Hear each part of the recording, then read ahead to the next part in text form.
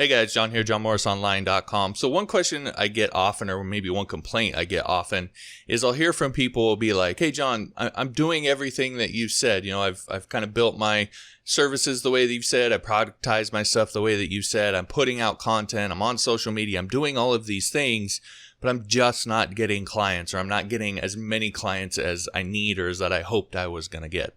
And whenever I hear that, the very first thing that pops into my head is wrong niche, and in particular a niche that's not necessarily profitable. And what a lot of people do, what I did early on, was I just sort of guessed. Even when you hear someone talk about niching down and figuring out what niche and so forth, a lot of times what freelancers still do is they just kind of guess. And so what I'm going to do in this video is show you how to stop guessing, how to start using real world data, and I'm going to show you 3 different ways that you can verify whether or not a niche is profitable, so that you know when you put in all of this time and effort to start doing all the things that you need to do in order to get clients, it's actually going to pay off for you. Damn. So I've pulled up WordPress speed optimization. This is what you see at this particular time. You know, as obscure as this niche might sound, there's 176 jobs, 176 people that are looking for that kind of thing on Upwork right now. And if you notice the quality of the 2 clients on the site here, payment verified, 1K plus spent, payment verified, 2K plus spent, payment verified, 20K plus spent. You know, payment verified 300 spent. It's not as necessarily good, but you're seeing that there are some clients on here who've spent some money on the site, and so you're getting some quality projects, 5-star ratings for the clients, etc. So again, this was our most obscure niche that over on Upwork, in my opinion. We're not doing WordPress specifically. We're not doing anything like WooCommerce. We'll talk about that later, but this is WordPress speed optimization. So it's very, very specific.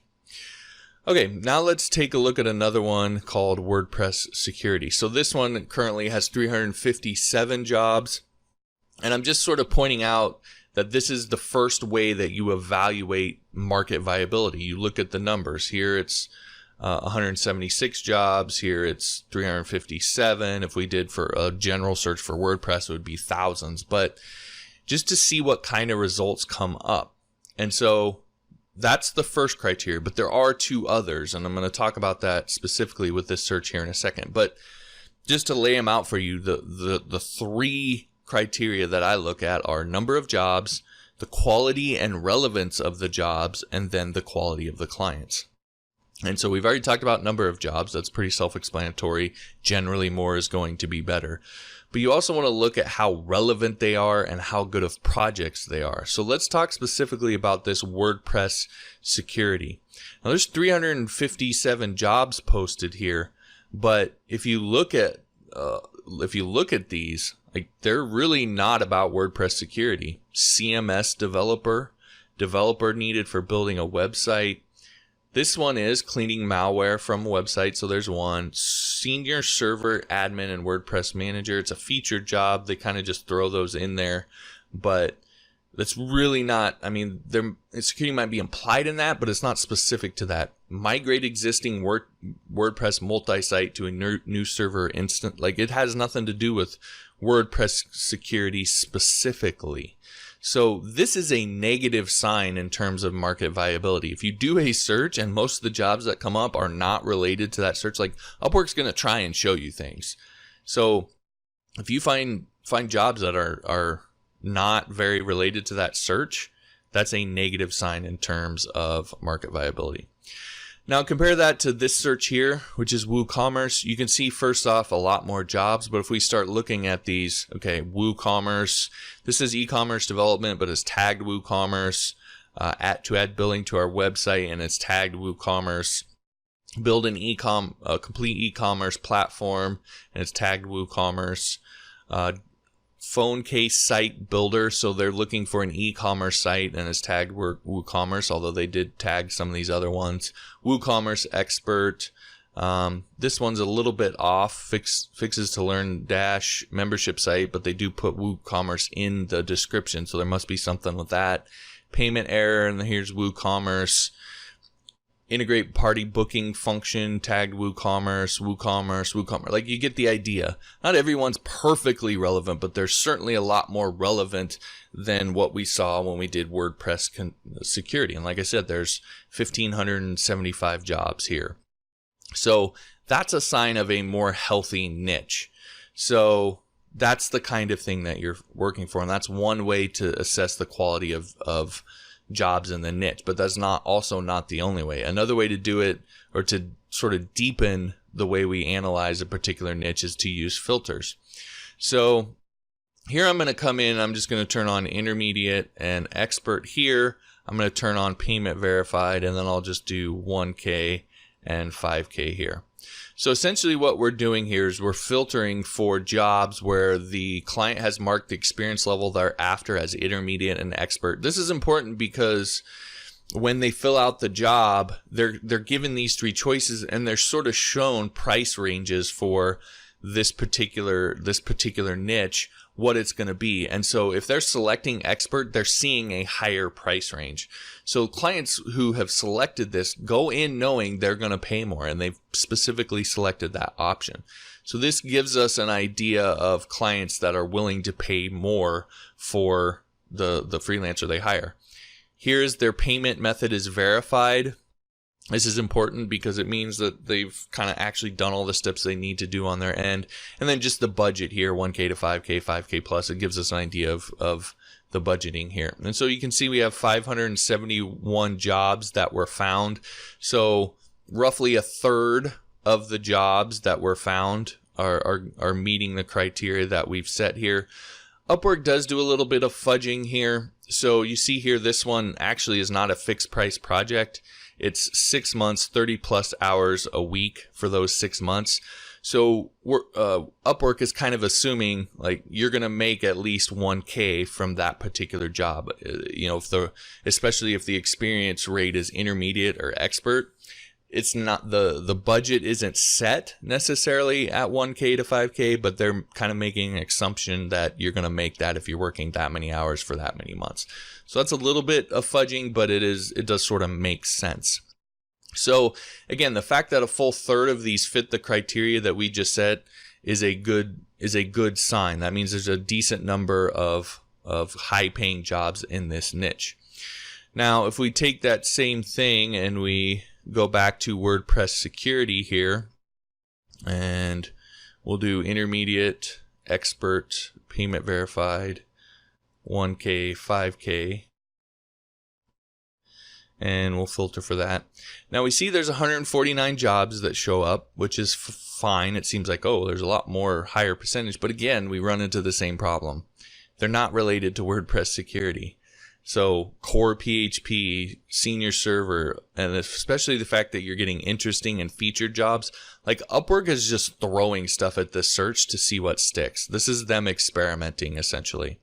That's a bad sign. It means there's not a lot of good jobs here. So Laravel developer needed, fix Node.js site, need sales reps for web hosting company. I mean, none of these are related to WordPress security, and there's a ton of featured jobs in here.